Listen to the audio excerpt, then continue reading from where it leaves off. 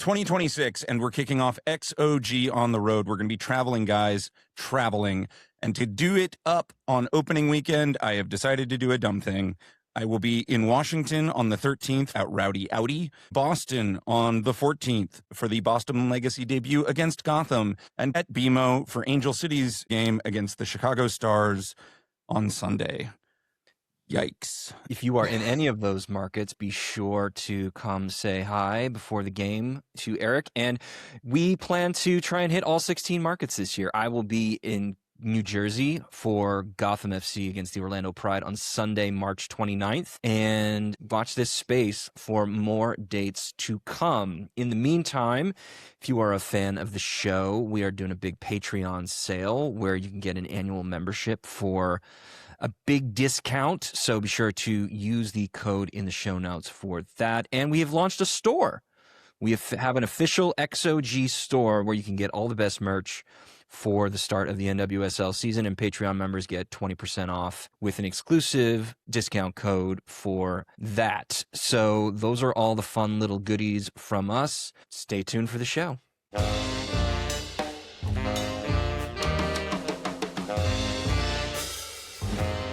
Hello, and welcome to Expected Own Goals Through the Fire edition. I am your host, Eric Morgan. And I am Evan Davis. I may have forgotten that Shaka Khan's from Chicago, but thanks for reminding me. Yes. This is day 2 of NWSL season preview week. Welcome to the show once more. And today we are digging into, thank God, let's just say it's a very good thing that we had a friend on for this episode. Today we're discussing the Chicago Stars, a team that perpetually frustrates and disappoints their fans lately. And based on this offseason, I don't know how much is going to change. So thankfully, we had Lesley Ryder of Gal Pal Sports to walk us all through it. So I hope you enjoy it as much as we did our best to enjoy it. Yeah, that's the right way to describe it. 1 coach, 2 coach, 3 coach, 4. How many coaches can Chicago ask for more?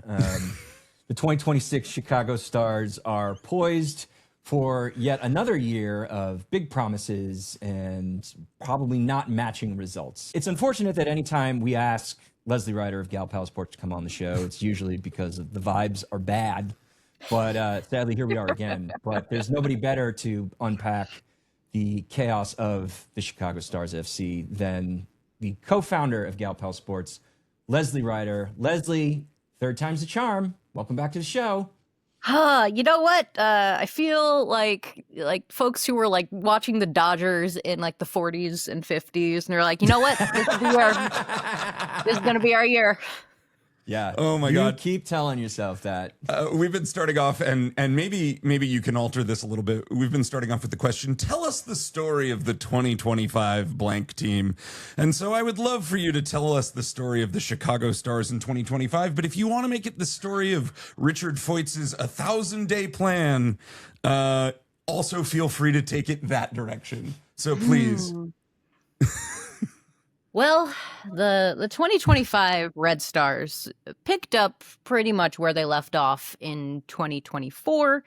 They had a well enough season to come out of last place in 2023 to finish at a respectable 8th place somehow. They could have dropped some points to get them out of the playoff race, but alas, they survived and they got their butts kicked in Orlando as they paved their way to the championship. And so naturally, you would believe that once we are in the second year of this building thing that is trying to find its juice, find its recipe, put the right carrot, the right taro root, the right something in the stew that would make 2025 the year from them. Their idea of doing that was to buy no contracts, to trade no players, to not really do a lot on paper to improve the on-field performance for the team. So we start 2025, and it's a long losing streak. It is bad. It is very, very bad. And so who takes the fall for this but Lauren Donaldson, who during preseason had said, you know, I'm hearing we could maybe get a few more players before we get started. And so perhaps some friction, perhaps not seeing eye to eye. Lauren Donaldson takes the fall. And that's coach number 1 of 2025. So we move on to coach number 2, Mac Hemi, who was the assistant who came in when Lauren Donaldson joined the team. He took the helm. Nice enough guy. Players were welcoming a change of pace a bit, feeling a little more structured. But did it help them on the field? Not really. Nothing really improved for them. I think over this period they win 2 games. It's not great. Like if you're looking through the table, trying to find a little hint of hope for the Chicago Stars, you're not seeing it because they're not really fluid on the field. They're not very connected. They're trying to do this without Natalia Kuika, who was off for injury. They're doing this without Mal Swanson, who is, we don't know this yet, but she's out on maternity leave. Until they announced it, it was just, she hasn't reported yet. We have nothing to give you at this time. So that was a fun experience for the Chicago Stars as they go through the first half of this season. And so we hit the break. We hit the summer break, and you're thinking it's good. It's good. They need a little time to just kind of chill. Just, maybe get back to basics. And you know what really helps for getting back to basics? New coach. Mac Hemi leaves the Chicago Stars to coach at Lexington SC of the Gainsbridge Super League, and farewell to him. But coach number 3 is Ella Masser. And the good news is during a break, you have some time to just kind of hit the reset button, try some new things that maybe weren't working the first time around. The players adore her. They respect her so much for having the experience of, being in their shoes and knowing what that means. It's a little shaky for the Stars during the break. They go to the Teal Rising Cup in Kansas City, and they kind of do their typical thing of not holding a lead or holding a draw, and a team swooping in and scoring the go-ahead goal within the last 15 minutes. So the vibes were still a little uneasy. But you know what? The second half brings a new dawn. Brings a new day. Ella Masser has had some time with her team now. She's filled them with belief in a way that I don't think they had before. And in August, the Stars start winning and drawing in ways that I don't think anyone could conceive possible when you look at the first half Stars. Twice in 1 week, they go down on the road. The first game is they're down 3-0 in Seattle, and they fight back. And then Alyssa Nair scores a goal to tie it up at the death. And all of a sudden, it's whose Stars are these? A few days later, North Carolina comes to town. They go down 2-0. Ludmila, goal number 1, goal number 2. Jaden Shaw gets one back for Carolina. But surely Ludmila would not take that ball on her head to finish a natural hat trick in a 10-minute span to make it 3-3 at home. Mike Watts is next door to us in the press box. You can hear him going crazy. And it's the most vibrant crowd you've ever seen at SeatGeek Stadium, even though there's Amazing like 1,000 good people there. memories really imprint on you, no? Yeah, it's a wonderful thing. Ella Masser is a breath of fresh air for this squad. She's getting the best out of some players who maybe didn't have the best first half. And we find out that we've got a new head coach coming. But he's not coming yet. There's a new head coach. He's coming, but he's in Sweden, so he has to finish being in Sweden for a while. And so his assistant, Anders Jakobsen, comes over to be coach number 4 of the Chicago Red Stars. And you know what?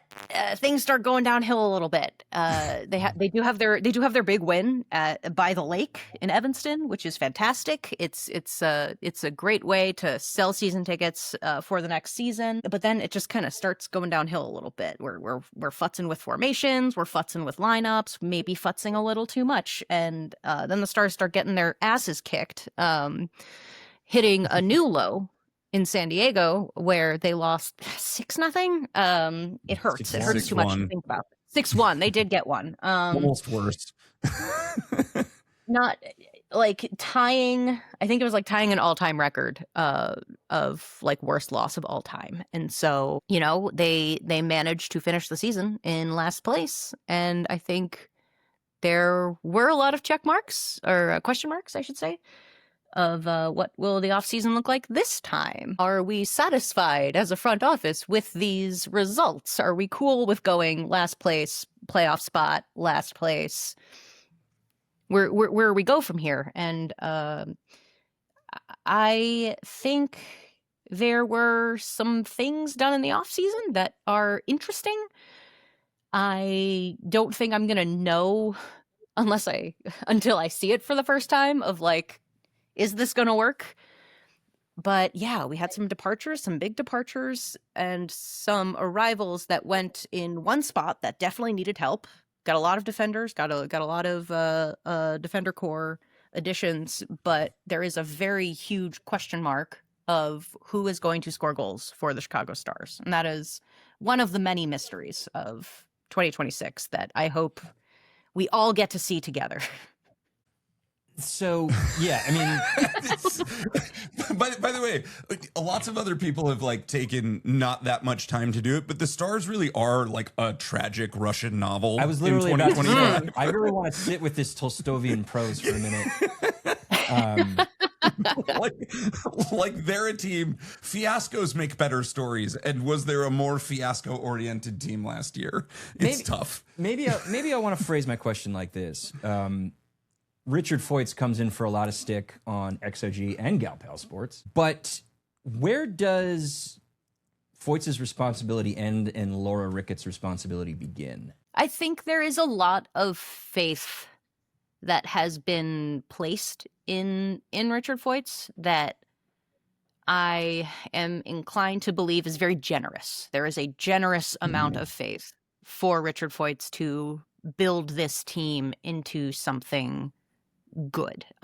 If it was a case of like, hey, the orders from on high are don't spend money, that's understandable, but say it.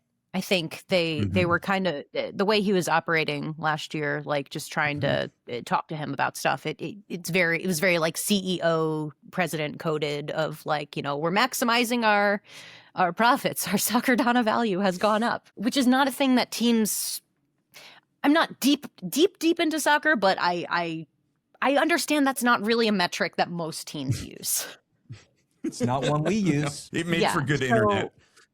Yeah, amazing internet. So it's like, I think there is a responsibility to turn up the heat on him, perhaps to be like, hey, no, really make a roster that will win. And I think if he cannot get this train moving, that maybe it's unfortunately time to look for a new GM. So the cynic in me makes me wonder if Ricketts and Feuz make for very, very comfortable bedfellows, because They might. I mean, she hired him for a reason, and he hasn't really hidden who he is from the press, as your amazing interviews with him over the years has demonstrated. And I wonder if, because Ricketts is a member of the Ricketts family who owns the Chicago Cubs, there were emails that were released a few years ago that basically kind of spilled the entire process of the Ricketts trying to buy the Cubs in the late 2000s. And the whole pitch was, this isn't about owning a sports franchise, it's about owning land. And you know more than anybody else by living in Chicago that basically Wrigleyville should probably be renamed Rickettsville at this point. And we know the positives of searching for land to break ground on a new stadium. We know the positives that can come from having a dedicated training facility for the players. but I do wonder if Ricketts' motivation for maintaining her ownership of this team has maybe less to do with whatever success she might be able to provide by being one of the richest owners in the league on the field. Is that Yeah, I mean, ring true? Any of that to you? definitely. I think anytime a billionaire is owning an enterprise and is seeking new profit streams for those enterprises, I think just my general view of billionaires, I imagine that's always happening. But I would say it would be a bit scandalous if it were true because of the messaging that has been constant from the Ricketts, from the front office, that's like, no, man, we want to win championships. We want to bring glory to Chicago. We want that first trophy. So publicly, they want to try. I don't think it's necessarily coming through in their results. I think I have teeny tiny wisps of confidence or excitement, I should say, of building that back line and Alyssa Nair and Sam Staub deciding to stay because they believe in this vision that Laura Ricketts has been telling them is Chicago. You know, we're Chicago grit. We are that blue collar lunch pail team that's gonna outwork you. So I think they need to show that on the field, and they need to make sure they have the systems in place that allow for it. I don't know if Martin Sjogren is the man for that job, but he's the man we have right now. And we just spent a year going through 5 coaches. So please figure it out so I don't have to go another one. Before we get deep into the squad, and honestly, there's a lot to talk about there, can you just give a status update? I know this is always the Chicago episode is like it's epic and a paradox. Give us the literal lay of the land with what the hell is going on. First off, in Evanston, and then second off, with long-term planning as far as the real estate empire / occasional football team that is the Chicago Stars. It's really interesting to me just because it is like, I do think it's the area that they have put the most thought into, or have like put maybe the most effort into. You know, doing what they had to do to gain favor or what have you to move to Evanston this season into a temporary turf field facility that is literally just a bunch of bleachers around a field. But it's you know, it's gonna be really pretty when the weather is nice. I think the training center is an excellent thing that they must do. Like, that is like this is the new standard that's being laid by the players and what they demand. So I think teams that have their own training center are going to be in a better position than teams that do not. So this great thing for them to do. And like, they've been really proactive in engaging the community in Evanston and just like trying to get people there excited about the Chicago Stars. And I think and that's important because what they want to do is move into the new Ryan Field for Northwestern, which is something that, like any affluent small town that has a nearby university, there is a bit of pushback on what do we do with this stadium. I think when they broke the news about the petition they sent, they were hoping to have it on the agenda sometime in February, but as far as I can tell from the Evanston Land Use Commission's minutes and agendas, it hasn't come up yet. So I think that's something that's still on the back burner. They have a petition that they're advertising to people in Chicagoland or, around the greater Chicagoland area of like, hey, how do you feel about a women's soccer team in Evanston? And so far, their internal polling has said 82% of residents in Evanston are in favor of it. So I'm very interested in what sort of Parks and Recs level of shenanigans we'll see at the Land Use Commission meeting, and I'm sure the eventual City Council meeting that it will take to make this thing happen. I do think they are still trying to get their own field, their own place. So, I mean, if it feels like we're going to be searching for a field for a while, or like the ideal spot for a field for a while, which is not ideal. You should know. Generally, I think it's good to know where you're going to play in 5 years. But I am not a business person. I cannot say if that's true or not. I think the move will ultimately be beneficial. Like, you can access it by public transit. It's more accessible from some places over others. It is personally annoying to me, who was the one person who liked her commute to SeatGeek because it was 15 minutes down the road. And now it's like an hour and a half. But it's like, no, the shoe is on the other foot. I shall take this with humility. That's the state of Evanston, I think, right now. Yeah. Like, I think the vibes are generally, people are excited for it, and it is my hope that people come to the temporary stadium and check out the games. It's going to be brutal for much of the spring, so I'm looking forward to the game days in the summertime. Yeah. Has the club indicated that they anticipate a significant attendance boost now that the team is in Evanston? That part is interesting because in their pitch to the city, they were like, hey, we're expecting an average of 5,000 people, which is an increase over Bridgeview, but is maybe half of who came for that one-off game last season. So they're reading the releases and stuff. I do get this feeling of are they kind of underselling themselves so that the the NIMBYs in Evanston are assuaged? I think that's a number that they can definitely hit. I don't doubt that $5,000 people is a decent target, but I wouldn't be surprised if it was closer to 8,000 because you don't have to figure out how the hell to get to Bridgeview. Let's switch to on the field now. What is the theory behind this iteration of the Chicago Red Stars? Both from a coaching perspective, what is your read of the identity that they are attempting to build, and how successful do you think that identity build is going to be? And before you answer that question, we've all said Chicago Red Stars at some point on this record. Yeah, it's the Chicago Stars. And I don't bring it up to correct anybody, but to say I feel it now is an act of political defiance. Yeah. By saying it that way. Yeah, we've literally all done it.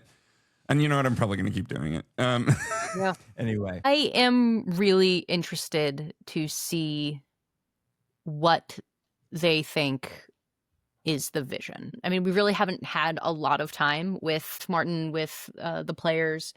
So everything has been kind of that preseason conversation of, hey, we're getting to know each other. We want to be able to know where we can go. There are a lot of new additions. There are going to be some spots on the field that are kind of up in the air, I think. Yeah, unfortunately, I don't think we're going to know what their idea is until, I don't know, either the Chicago Stars emailed me back about interviewing Richard or, the first game, whichever comes first. So I don't know, getting rocked by Boston in Spain 3-1. It's not ideal. I would think they could put up a stronger fight than that. Release thyself from the burdens of caring about preseason results. But there are, as you said, several new faces, 5 key signings that I think probably all have an argument for potentially getting into the starting 11. A few with NWSL experience. The big college rookie signing that popped to us was Tessa Delarose. And then, of course, Katie Lund coming in after taking a year off to rehab a hip, which seems like a very loud signal that the Alyssa Nair transition is in process. Exactly when that's going to happen, maybe you can share. But of that group, who do you feel could have the largest immediate impact on the starting 11? I am really interested to see Elise Evans and Tessa Delarose break in and make waves. I mean, I think I was surprised to see that the Stars signed both of those players. They haven't necessarily, they haven't really been good at recruiting college players in these post-draft years. So to see two like elite college players decide, hey, I want to go to Chicago, it gives me a little hope of maybe there's something there that has lured them in, that said, hey, come here, it's going to be great.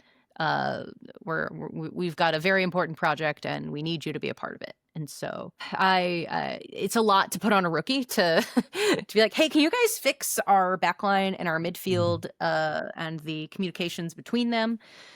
So I don't want to put that on them, but if they can come out of the gate and be awesome, that would make me so happy. My next question, I think we've talked about the incomings, but the Chicago Stars were, if not the most anemic attack in the league last year, one of the most anemic attacks in the league. And what they've done is subtract not only Ludmila for a nice amount of money that they've not recycled, but also departed, let Ali Schlegel go. Where do the goals come from? Especially in the first half when Mal Swanson won't be there. Yeah. Yeah, that is a great question that I think they are trying to figure out. I'm hopeful that Jamise Joseph can keep going on this path that she's been on. She missed a good chunk of last season to an injury, so would love to see, healthy Jamise Joseph all the time. Losing Ludmila really sucked. I think there were some chatterings around like, oh, she and Mel Swanson didn't really get along, but it's like, I don't think we got enough time with them together. Like they didn't start playing together.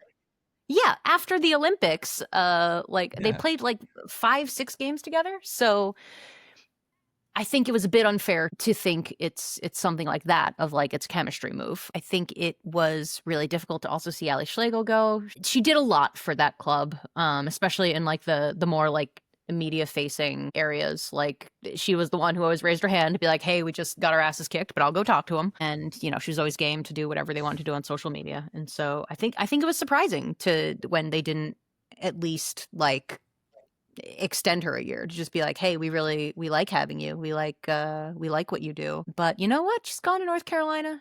There's great fishing out there, she's gonna be happy there, and I love that for her. But yeah, I don't know who's going to score the goals. That's a lot to put on Jamise Joseph. I think Yvonne Chacon has, I think she has potential. Like, I'm excited to see her play with Mal and see what kind of music they can make together.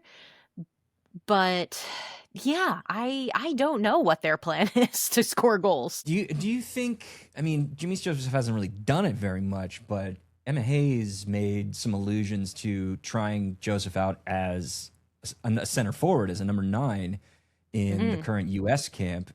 Right now, it seems to me anyway, like the top of the depth chart at striker is Brianna Pinto, but I think the talent gulf between her and Joseph is pretty wide. Do you imagine that Hugren might think Joseph could be his primary like central goal scoring threat? Does that make sense to you in your mind? I do think we're going to see Brianna Pinto at midfield more than up front. And in like the earliest conversations, they were talking about like Ryan Garris also being in that like frontline conversation. Wow. I'm interested to see where Jenna Bike's at right now, because she also was someone who missed a serious chunk of time to injury, and then as soon as she came back, got hurt again. So I want this to be a nice year for her, to just have that for herself of like, I can do this. Yeah, I think, I mean, do we want to get on to play GM? I mean, we might, but maybe let's just tag one thing. Just like we've mentioned there's so much to talk about. We talked about the defense, we talked about the attack, but just a couple of words on the midfield. If Pinto is dropping deeper, I assume that means that she's going to facilitate. Like, where is the balance of midfielders and that depth chart sitting for you at the moment? Like, what are we doing with Julia Grosso? Are we figuring that out yet? Like, who is playing beneath her? Like, how is this all making sense right now? Frankly, it's not. I think Ding, ding, ding. I think the preference last season was like Maitane and B. Franklin together as like those like first back midfielders, and then Shea Groom was in there at attacking mid. God, who played for this team last year? Julia Grosso, I think, still lives up there.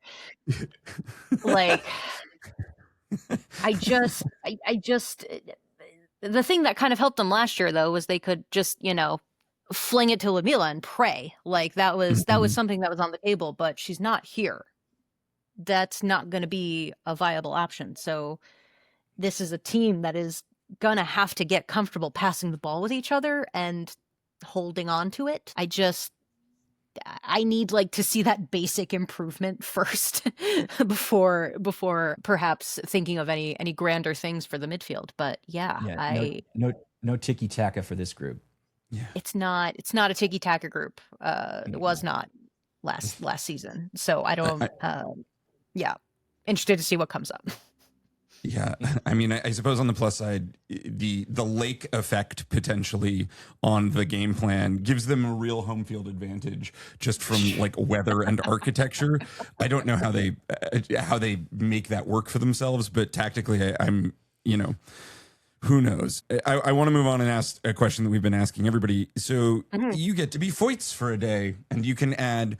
You don't have to name a specific player, but you can add one style of player to this team to immediately improve this roster. Where are you adding? I need that midfield playmaker who can quarterback, who can just get that ball and be like, all right, I'm patient. I can do this. Where do I need to pass to get this train going? I'm not sure if they have that person yet, I should say, because it's I haven't gotten to see the new team enough to say for sure. That's their biggest need to me. And someone who can score, obviously, but so many times last season it was well, they can't score because they can't get the ball down there. And so if we can fix that, let's go. I mean, honestly, the only place where I think they couldn't use an upgrade is left-sided center back. Yeah, just maybe right wing, maybe goalkeeper, but we could spread the improvements around quite a bit. The other question is, of course, put yourself in the position of debutant Martin Schrogen. How do you say it? I think it's Schrogen. Schrogen. Schrogen. Yeah. Martin Schrogen. Because I'm so sorry to the entire people of Sweden. Put yourself in Martin's position. What's keeping you up at night about this team as you go into the season? What is the nightmare? I think there is a real need to win and win quickly. I don't know if that's fair to put on a new coach, but this is a team that is trying to establish themselves as this, global club worthy of the stadium upgrades that they want to have, to be able to build things on their own. If I'm him, I'm worried about winning. They have a tough first 2 weeks of the season. Brutal. And speaking of winning, they didn't do a lot of it last year. Last place in the table, and there's nothing in the underlying data to suggest that was an undeserved situation. The American Soccer Analysis projection model pegs them for 16th place, one behind a Boston Legacy side whose projection should mean absolutely nothing because they basically have no players with NWSL experience. The model still thinks Chicago's going to be worse than them. It's crazy. Sit with that for a minute. Very funny. Where are the Chicago Stars finishing in 2026? Lesley Ryder. I'm going to say somewhere between 12 and 15. I think I want to believe that there is someone who will be worse than them just for myself, but I don't know that they've done enough work to keep up with the Joneses as it was, they gave up so many goals last season. They could not score for long stretches of time. And I'm not sure they have done enough to rectify that. And so I am bracing myself this season, and I hope I'm wrong. None of that optimism for me after last year. Yeah. Well, I too believe that they are better than at least one team, the Utah Royals, and I have got Chicago slotted in 15th place.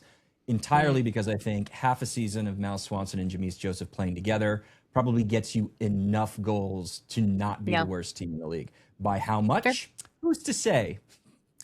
Yeah, I will again be low man on this, which is hard when two people have predicted between 12 and 15 and then 15. And really it's a coin flip between whether Utah or Chicago is worse. But I just look at this team's unwillingness to improve in many ways and their hair trigger desire to fire.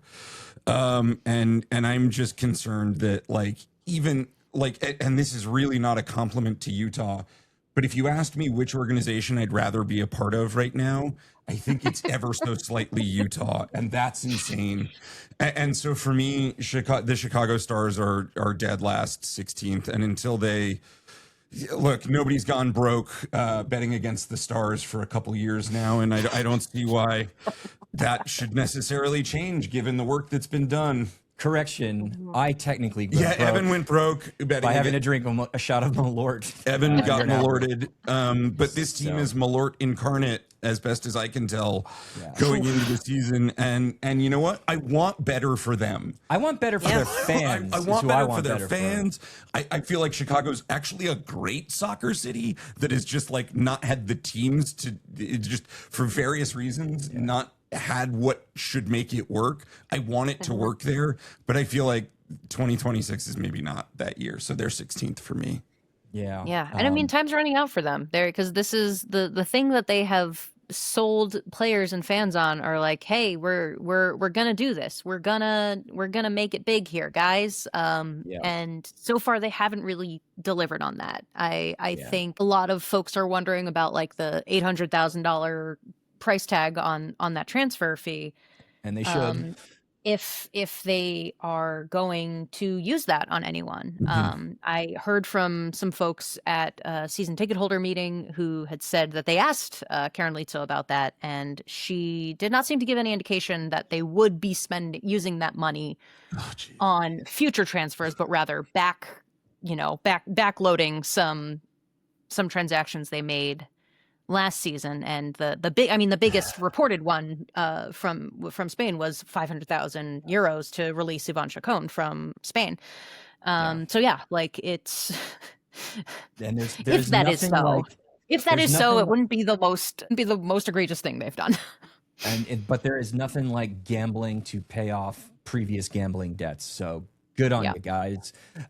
Lesley Ryder, you can follow on social media at Lesley Ryder and read all of her work at galpalsports.com. You're one of the best in the biz, Lesley. Yeah. Thank you so much for being on.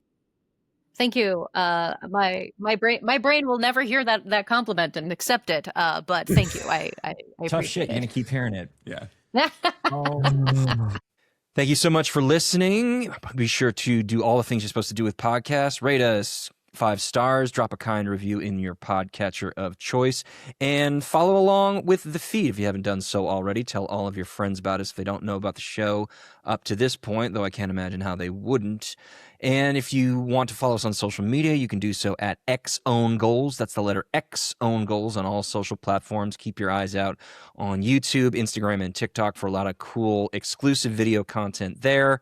And if you believe we've made an own goal, please email us at xog@xowngoals.com. That's the letter XOG at the letter XOwnGoals.com. Looking forward to our next season preview very soon.